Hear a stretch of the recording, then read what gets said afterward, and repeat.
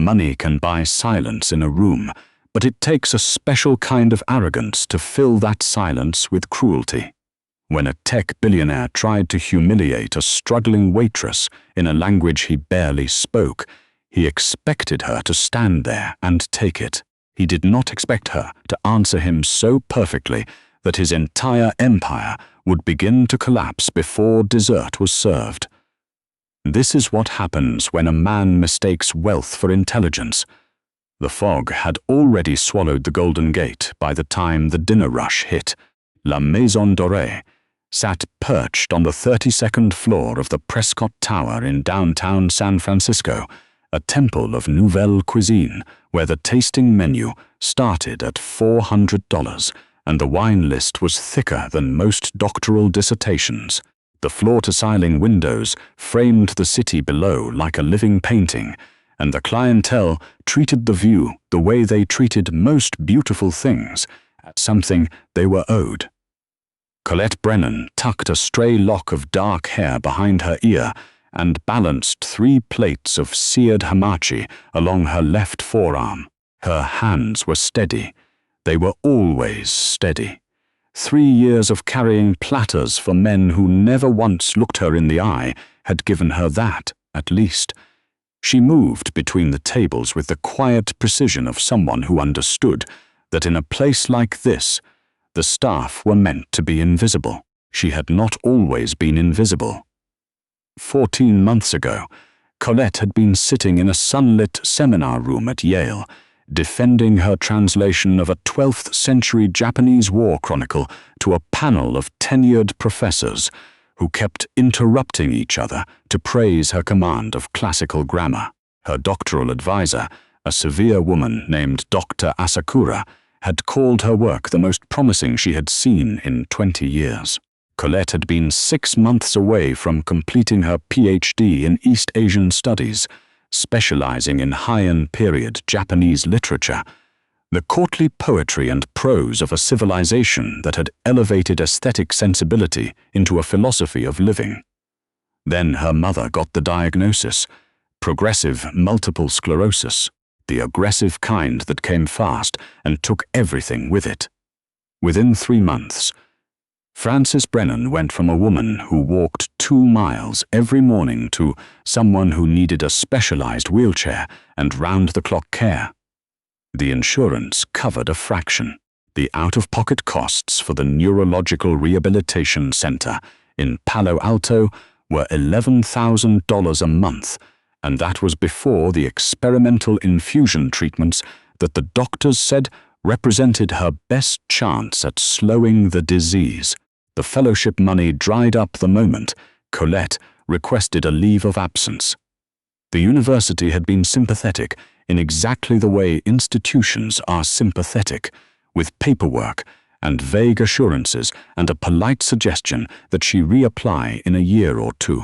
She moved to San Francisco to be close to her mother's treatment facility, and within a week she was filling out an application at La Maison Dorée because the tips were better than anywhere else in the city and she needed every last cent. She learned quickly. She learned to smile when men snapped their fingers instead of using her name. She learned to absorb insults about her intelligence from people who could not pronounce the dishes they were ordering. She learned to bite the inside of her cheek until the metallic taste of blood drowned out the metallic taste of rage. Philippe, the maître, appeared at her elbow like a nervous ghost. His face was the particular shade of gray that meant someone important had just walked through the door. "Table 9? He whispered, gripping her arm. "Tristan Calder. He just arrived with guests. You're on him tonight." Colette's stomach tightened. She knew the name. Everyone in San Francisco knew the name. Tristan Calder was the 34-year-old CEO of Helios Dynamics, a defense technology company that had made him a billionaire before his 30th birthday by selling surveillance software to governments that probably should not have had it. He was famous for 3 things: his Ellie photogenic jawline, his collection of vintage Porsches, and his absolute bone-deep contempt for anyone who earned less than 7 figures a year. The restaurant industry whispered about him the way soldiers whispered about landmines. He had gotten a sommelier fired at Quince for recommending a Burgundy he considered too obvious. He had reduced a busboy at Atelier Cren to tears over a water glass that had a single fingerprint on the rim. "Do not give him any reason," Philippe said, his voice barely audible. "He is trying to close a deal tonight. If it goes badly, he will take it out on you." Colette nodded and straightened her apron. She picked up the leather-bound menus and walked toward table 9.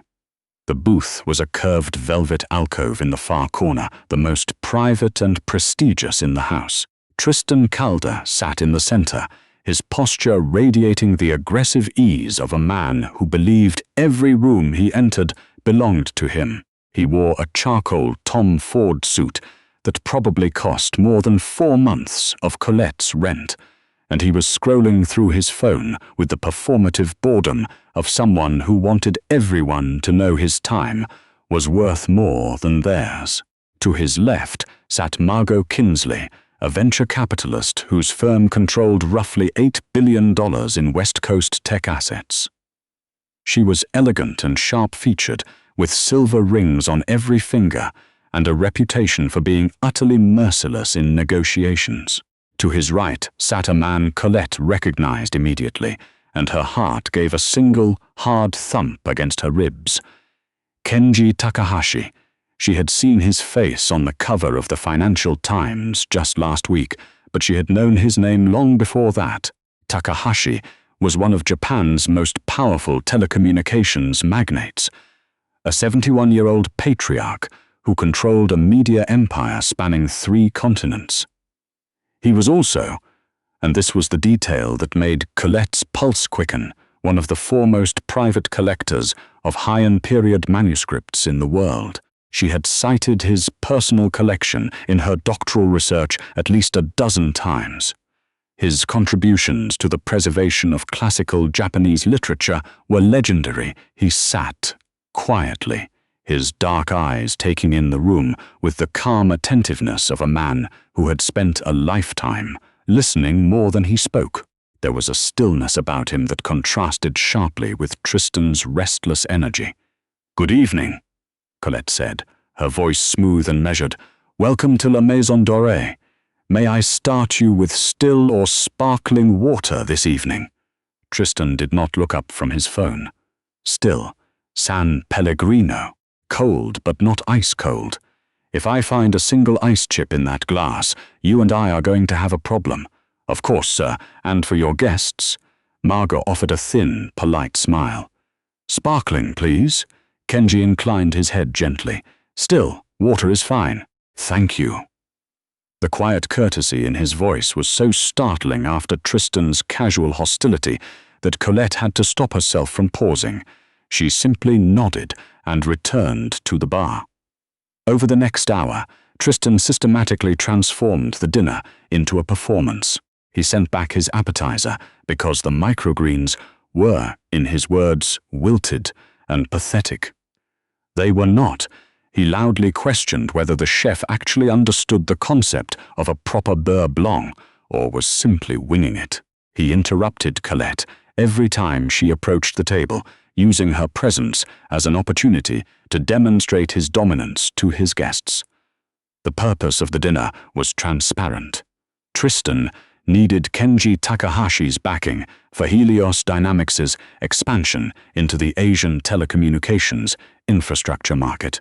It was a deal reportedly worth north of $2 billion, and Tristan was pulling every lever he could think of to impress the older man. But his idea of impressive was a relentless display of wealth and power, name-dropping, boasting about his latest acquisition, casually mentioning his meetings with senators and tech moguls. Kenji listened politely, sipping his water, saying very little. His eyes, however, kept drifting away from Tristan and toward the young waitress who moved through the dining room with such quiet, composed dignity. "The problem with the American workforce," Tristan was saying, gesturing broadly with his steak knife, is that there's no hunger anymore, no killer instinct. Everyone wants to be comfortable. Everyone wants a participation trophy. He pointed the knife lazily toward Colette as she cleared the appetizer plates. Look at this. A perfectly healthy young woman, and the peak of her ambition is to carry plates for a living. No vision, no drive, just servitude. He chuckled at his own observation. Some people are just wired to follow, I suppose. Darwinian, really. Margot shifted uncomfortably. Tristan, she's standing right there. So, she should hear it. Maybe it'll motivate her to do something with her life. Kenji set his water glass down very slowly, his expression unreadable. Colette stacked the porcelain plates, her jaw clenched so tightly she could feel the pressure in her temples. She thought about her mother in the rehabilitation center, about the bill that was due in 12 days, about the prescription refills, about the fact that if she lost this job tonight, she would be short on rent by the 15th. She exhaled through her nose and carried the plates back to the kitchen without a word. The breaking point came during the main course. Colette was setting down Kenji's plate of Wagyu beef when Tristan reached abruptly across the table to grab the wine bottle, his elbow catching the edge of her tray. A small splash of red wine reduction dotted the white tablecloth near Margot's place setting. Are you kidding me? Tristan's voice cut through the ambient noise of the dining room like a blade. Several heads turned. Do you have any idea how much this suit costs? Are you genuinely incapable of performing the most basic task, or is this some kind of performance art? I apologize, Mr. Calder. Your arm made contact with my tray as I was. Don't you dare blame me for your incompetence. His face had gone a dark, ugly red.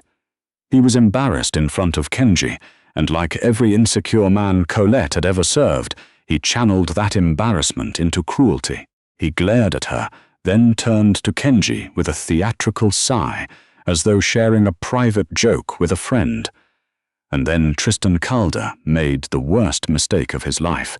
He had spent 2 semesters of college taking Japanese before dropping out to launch his first startup. He retained just enough to string together a few phrases, badly pronounced, grammatically fractured, but serviceable enough to show off at business dinners when he wanted to signal cultural sophistication to his Japanese counterparts.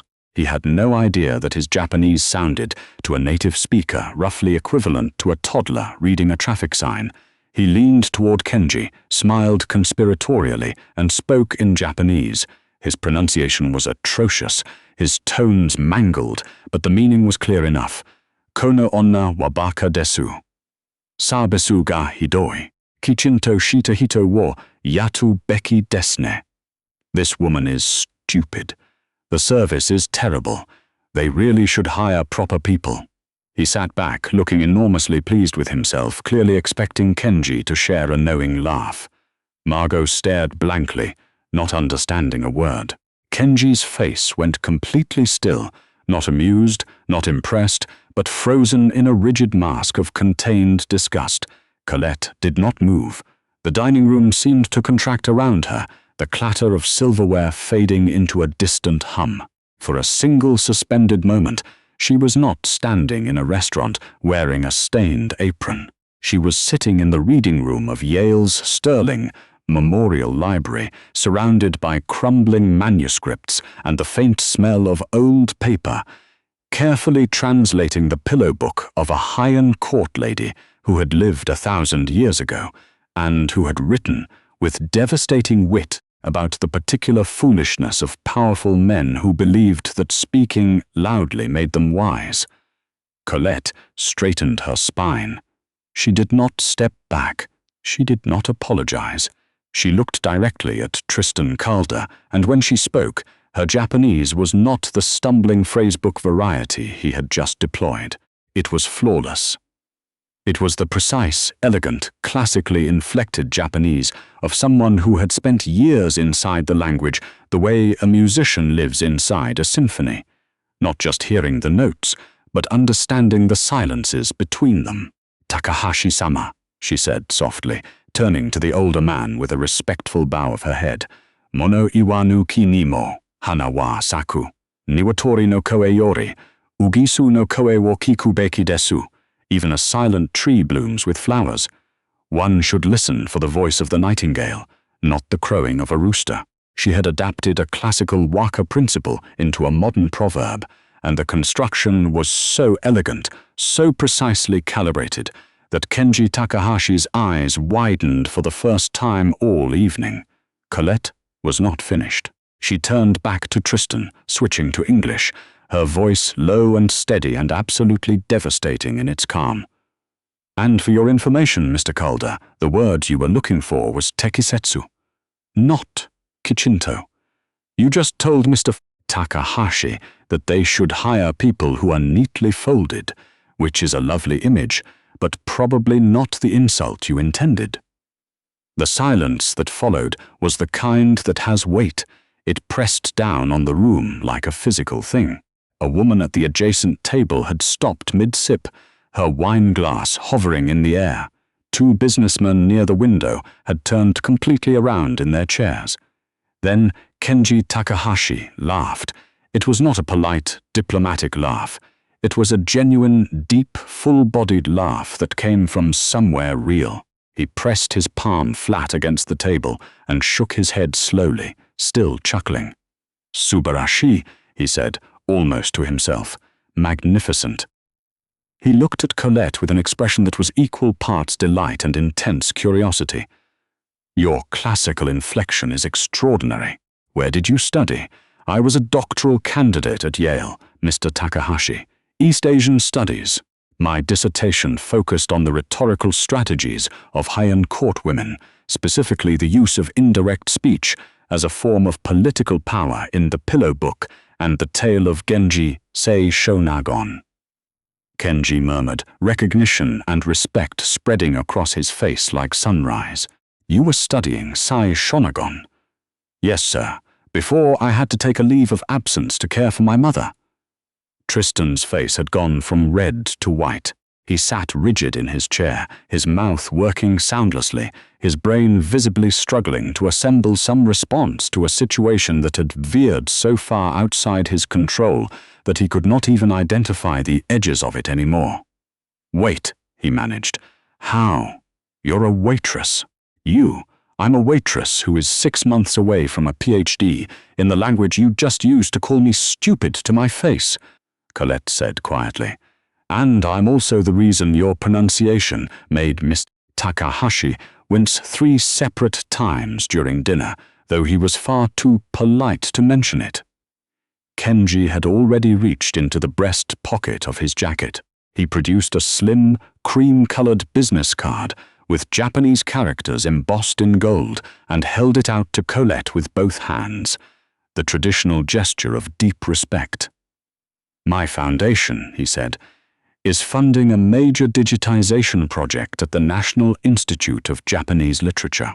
We are preserving and translating over 4,000 Heian period manuscripts. I have been searching for 18 months for someone with exactly your combination of skills, deep classical fluency, and the ability to understand the cultural subtext, not merely the words." He paused, his eyes steady on hers.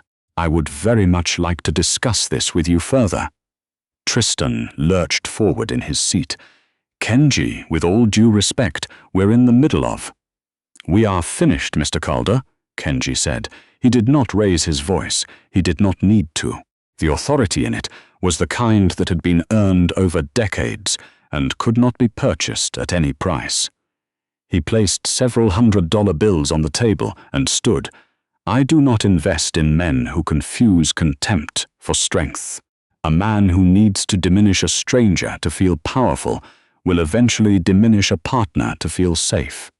It is a character flaw that no amount of profit can offset." He bowed slightly to Colette, nodded to Margot, and walked out of the restaurant without looking back. The silence he left behind was suffocating. Tristan sat motionless, staring at the cream-colored business card in Colette's hand as though it were a knife embedded in his chest.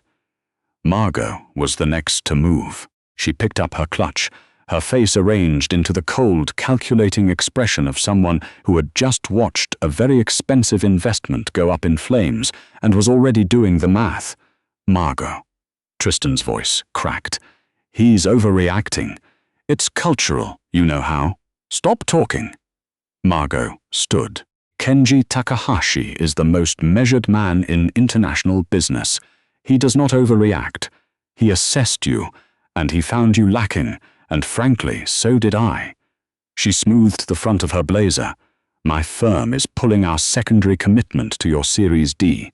I'd suggest retaining a good crisis communications team, because when this story circulates, and it will circulate, your board is going to have questions you won't enjoy answering.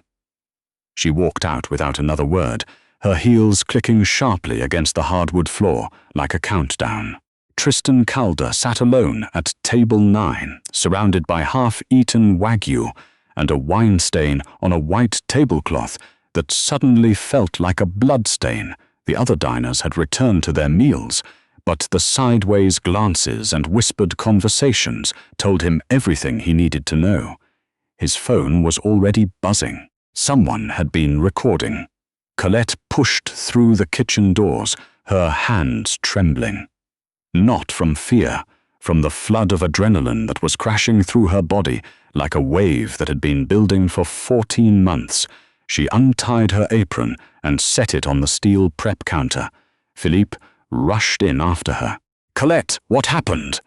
Calder is sitting out there, looking like he's about to have a stroke.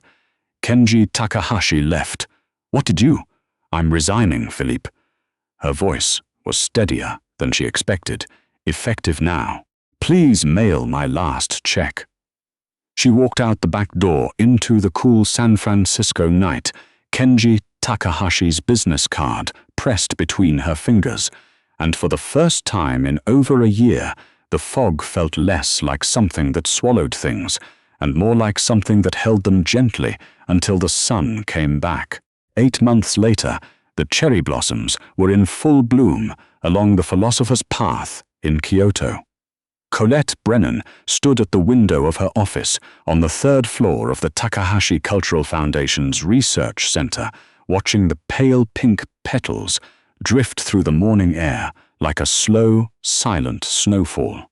The office had once been part of a restored Meiji-era silk merchant's house, and the wooden beams above her desk were over 140 years old. Her desk was covered in high-resolution scans of manuscripts that hadn't been read by anyone in centuries. True to his word, Kenji Takahashi had transformed her life completely. Her mother had been transferred to a world-class neurological institute in Zurich, fully covered by the Foundation's comprehensive medical trust for senior staff. The financial terror that had defined every waking moment of Colette's life for the past 2 years simply vanished like a fever breaking in the night. She was not merely translating texts, she was recovering voices.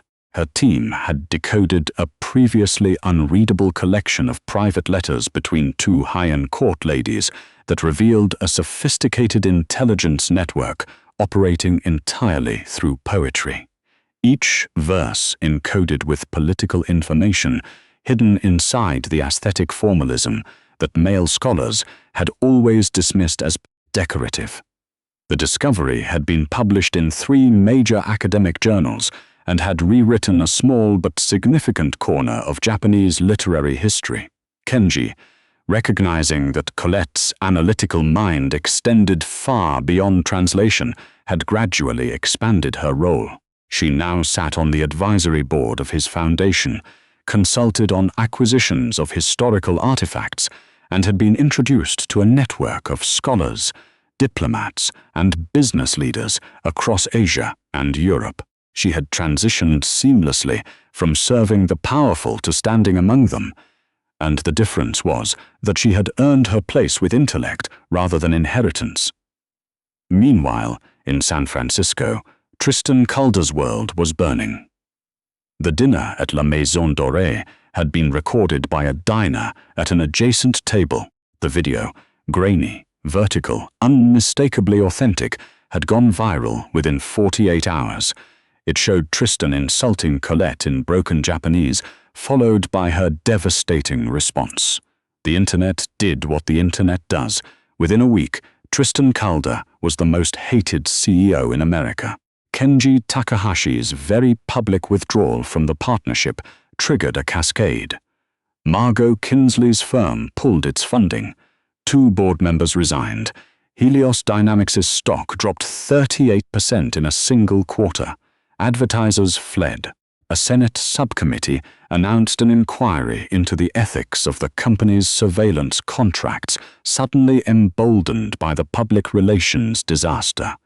Desperate and hemorrhaging capital, Tristan made one last play. A Japanese AI startup called Bunker Systems had developed a revolutionary algorithm capable of analyzing and reconstructing damaged historical texts using machine learning.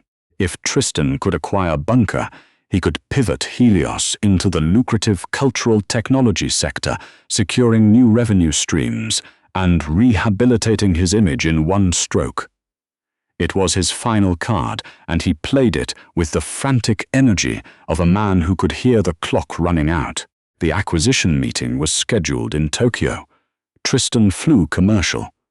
The private jet had been quietly sold to cover operating costs, and checked into the Palace Hotel with his 2 remaining corporate attorneys. His suit was still expensive, but it hung differently on him now. The sharp angles of his face had deepened into hollows. The arrogant spark that had once animated his eyes was gone, replaced by something duller and more desperate. The conference room at the Palace Hotel was all clean lines and muted elegance. Pale wood, floor-to-ceiling windows overlooking the Imperial Palace gardens, a long table set with crystal water glasses and leather portfolios. Tristan sat at one end, flanked by his lawyers, checking his watch repeatedly. The representatives of the holding company that owned Bunker Systems were 7 minutes late. The door opened. Kenji Takahashi walked in first, immaculate in a navy suit, his silver hair catching the light from the tall windows. Behind him came Margot Kinsley, her expression cool and professional, carrying a leather briefcase. Tristan's stomach dropped. The color left his face so quickly that one of his lawyers actually reached toward him in alarm. "Kenji," Tristan stammered, abandoning every protocol, half rising from his chair. "What are you?" "Margot, why are you both?" "Bunker Systems was developed using data from our foundation's digitization project," Kenji said calmly, taking a seat across the table. "I am the majority stakeholder. Margot recently joined our investment advisory board. Naturally, any acquisition of this significance requires the approval of the person who made the technology possible in the first place, our chief director of archival research." He gestured toward the open door. Footsteps on the polished floor. Colette Brennan walked into the conference room, and the woman who entered bore almost no resemblance to the waitress Tristan had humiliated 8 months earlier. She wore a tailored ivory suit that moved with her like a second skin. Her hair was pulled back in a clean, low knot. She carried a thick leather portfolio, which she placed on the table with a quiet, deliberate weight. Tristan physically recoiled. His chair scraped against the floor. His lawyers exchanged a rapid, panicked glance. "You," he breathed. The word came out broken, barely a whisper. You're the director." "Ms. Brennan," Colette corrected evenly, pulling out her chair and sitting down with the unhurried confidence of someone who had all the time in the world. She opened the portfolio and removed a thick stack of documents flagged with red tabs. "Let's skip the pleasantries. We've reviewed your acquisition proposal in detail." She slid the documents across the table. Tristan's lawyers reached for them, and Colette watched their faces change as they read, the slow drain of color, the tightening around the eyes, the almost imperceptible shake of a head. Helios Dynamics is insolvent in all but name, Colette said, her voice carrying the dispassionate precision of a surgeon describing a terminal prognosis. Your board has been holding emergency sessions for the past 6 weeks. Your operating capital will not sustain the company through the end of the fiscal year. You do not have the liquidity to acquire bunker systems. You are attempting to leverage stock that the market has already determined is functionally worthless. How did you get our internal financials? Tristan's voice was thin, almost childlike. Margot provided them, legally. Colette allowed a small, precise smile. She retained access through her firm's original due diligence agreements, which your legal team apparently neglected to revoke when she withdrew funding. An oversight, I'm sure. Margot, seated to Kenji's left, did not smile. She simply watched Tristan the way a hawk watches a field mouse that has wandered too far from cover. Colette folded her hands on the cool surface of the table. We are rejecting your acquisition offer. However, the Takahashi Holding Group is prepared to make a counteroffer. We will purchase Helios Dynamics' outstanding debt at 15 cents on the dollar. We will execute a structured acquisition of your remaining viable patents. And we will formally remove you from the position of CEO before the end of business today.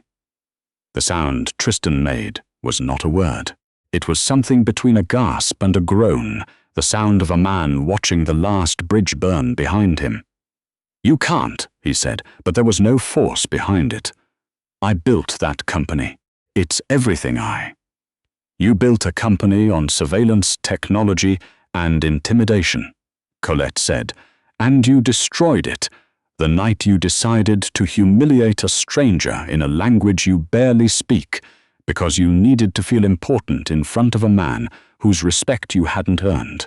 Everything that has happened to you since that evening is a consequence of your own choices, Mr. Calder. Not mine? Tristan looked desperately at Kenji, searching for some crack in the older man's expression, some hint of mercy or negotiation. There was none. Kenji sat with his hands folded, watching the proceedings with the serene patience of a man who had seen many empires rise and fall and understood that the ones built on ego always fell the hardest. Tristan lowered his head into his hands. His shoulders began to shake. The two lawyers on either side of him sat frozen, their expensive pens motionless on their legal pads, bearing witness to the quietest, most complete destruction of a career they had ever seen. Colette closed her portfolio. The snap of the leather clasp echoed through the silent room, like the final note of a piece of music that had been building for a very long time. She stood, gathered her documents, and turned toward the door. But before she stepped through it, she paused. She looked back over her shoulder, and her dark eyes held something that was not cruelty and was not pity. It was clarity, the absolute, unshakable clarity of a woman who had carried plates and absorbed insults and swallowed her pride for 14 months, and who now stood exactly where her mind had always belonged. Takahashi-sama once told me something, Colette said quietly, that I think about every day. He said that in classical Japanese aesthetics, the most powerful element in any composition is the empty space. The silence between the notes, the pause between the words. It is the emptiness that gives everything else its meaning. She held Tristan's gaze for one final measured moment. You spent your whole life filling every room with noise, Mr. Calder. You never once stopped to consider what the silence was trying to tell you. She walked out into the bright Tokyo morning, where the cherry blossoms were falling like slow applause, and she did not look back. Arrogance may command a room, but it is the quiet mind that eventually owns it. Colette Brennan's journey from an exhausted waitress swallowing her pride for $11,000 a month to a woman reshaping how the world understands an ancient civilization is proof of something that no amount of money can buy and no amount of power can fake.